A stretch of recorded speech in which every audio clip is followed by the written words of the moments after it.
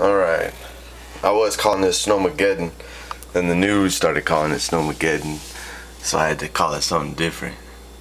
But this be opening the door.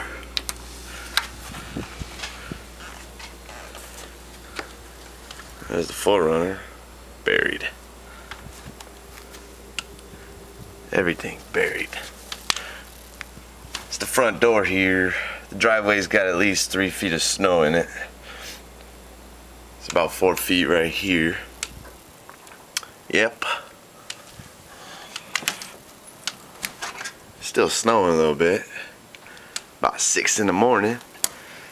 Feel like a kid on Christmas. Can't wait to break the snowblower out.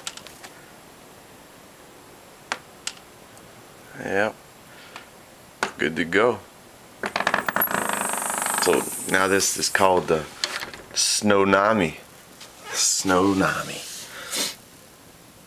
Wow. Who wants to make $20? You come do my snow blowing for me.